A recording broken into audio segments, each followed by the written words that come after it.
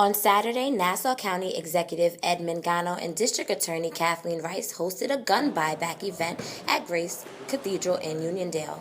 The gun buyback program, which is strictly anonymous, allows community members to turn in unlicensed operable guns with no questions asked.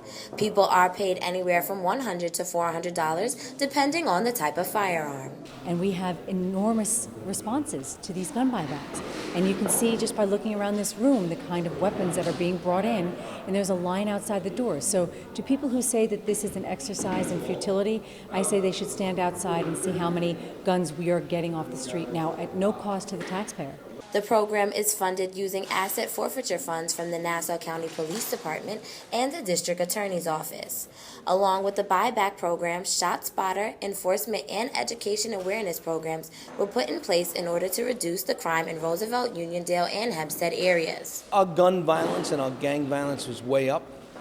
We went in with a shot spotter and we identified our first year 337 shots being fired, in the first year alone. Wow. Since the programs have been put in place, there has been a reduction of crime in the area. 2010 to 2011, we had a 77% reduction.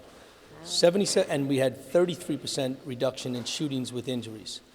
Then the second, in 2012, we were down to almost an 85% reduction. So we've reduced gun violence in the corridor tremendously, plus the shooting incidents also.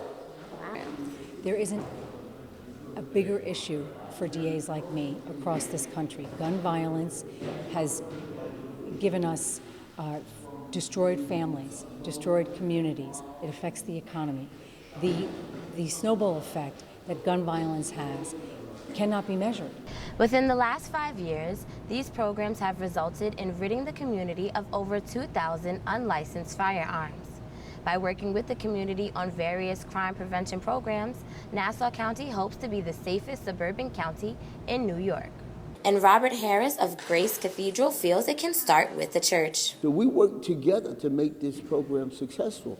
In addition to what the District Attorney's Office does and the Police Department does, in terms of publicity, we've had after-school programs as we've received funds from the federal government, the county, the state. Talking about ensuring that families, that individuals, that children have the ability to grow up in a safe community so that they can get an education and get a family supporting job. With Hofstra News Now, I'm Camille Cruz.